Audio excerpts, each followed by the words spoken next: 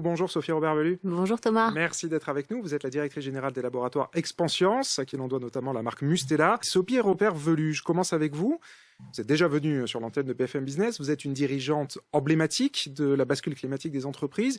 Expliquez-nous très concrètement la bascule de votre business model. Qu'est-ce que vous avez changé? Tout. D'accord. On a travaillé sur pas mal de leviers. Le premier levier sur lequel on a travaillé, c'est le sens. À quoi sert une entreprise ? À quoi sert notre entreprise? À qui votre entreprise ferait-elle défaut si elle n'existait plus, par exemple? Si vous n'avez pas une réponse très claire à ça, ça veut dire qu'il y a un petit problème de sens et d'utilité de la boîte. D'accord. Donc, on a travaillé sur ce sujet-là. Des questions existentielles. Ouais, oui. Pourquoi on existe? Et à partir de là, on a travaillé aussi sur la définition de la performance. C'est quoi la performance d'une entreprise? Est-ce que c'est uniquement le cash? Est-ce que c'est le profit? Est-ce que c'est la rentabilité, la croissance pour la croissance? L'innovation? Nous, on a plutôt répondu qu'il fallait qu'on ait finalement une définition de la performance qui équilibre le financier et l'extra-financier. Parce qu'il n'y a pas de raison à ce que notre entreprise, qui a pour vocation d'améliorer le bien-être des individus, que ce soit pour Mustela à la naissance ou pour des produits plus sur l'arthrose, etc. Oui, de la rhumato aussi. Ouais, exactement. Donc pour des personnes beaucoup plus âgées, il n'y a pas de raison finalement qu'on ne regarde que les profits. Il faut que le financier et l'extra-financier aillent de pair. Donc on travaille vraiment sur ce monitoring de la performance. Et ça nous a amené par exemple à emprunter un chemin de décarbonation. Et je pense que toutes les entreprises aujourd'hui ont conscience qu'il faut travailler sur ce sujet-là. Mais la victoire de l'année dernière, qui est qu'on a vraiment réussi enfin à réduire en valeur absolue notre bilan carbone de 6%, et ça s'est fait vraiment en travaillant sur peser chaque décision à l'aune de la finance et du carbone. Et donc, dans nos décisions, le carbone, ça vaut autant que l'argent. Et c'est ce qui nous amène à trouver des solutions pour réduire profondément cette empreinte. Et vous arrivez à le mesurer très concrètement, comptablement, dans votre comptabilité? Tout à fait. On n'a pas encore une comptabilité carbone globale, mais on a commencé par le faire avec les équipes. Je vous donne un exemple tout bête, mais au début, on s'était dit on va arrêter l'aérien, on va l'interdire, le transport aérien.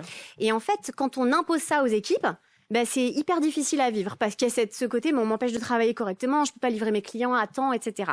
Et en fait, depuis un an, on a mis en place un budget carbone sur la logistique et sur le transport des personnes.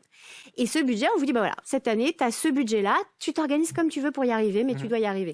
Et cette autonomie-là, elle a permis vraiment aux équipes de prendre ce sujet en main et de faire même mieux que ce qu'on leur avait donné comme budget. Il y a l'idée de rendre à la nature et il y a l'idée aussi de rendre aux générations futures. Et moi, j'ai cet enjeu, notamment sur Mustela, mais pas que, c'est cette idée de dire, je vends des produits à des nouveau-nés, aux parents de nouveau-nés.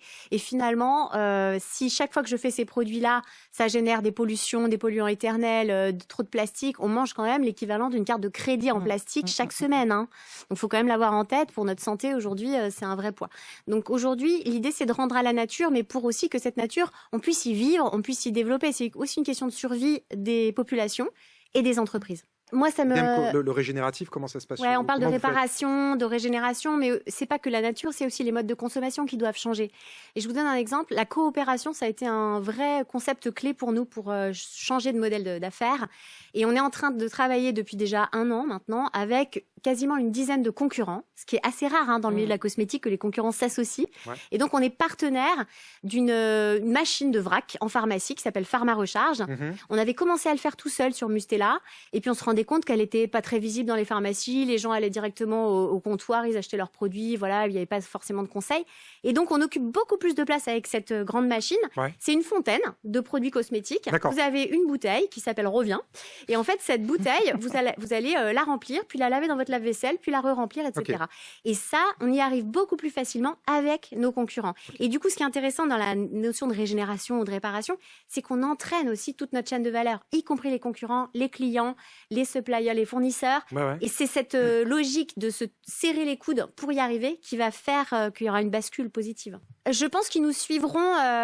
Voilà, futur, ils vous suivront. Alors, vous voulez vraiment des grands scoops? Non, aujourd'hui, ce que j'entends, c'est qu'un groupe comme le groupe L'Oréal, par exemple, dans lequel j'ai travaillé pendant fort longtemps, se pose la question de que faire avec les lingettes.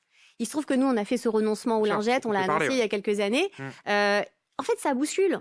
Alors, est-ce qu'ils vont vraiment réussir à arrêter? Est-ce qu'ils vont juste au moins passer d'une lingette avec du plastique à l'intérieur à une lingette plus propre? Peu importe. Ce que je veux, c'est ouvrir une forme de fenêtre d'Overton avec ce renoncement-là pour entraîner les autres et peut-être pousser aussi la réglementation à se changer.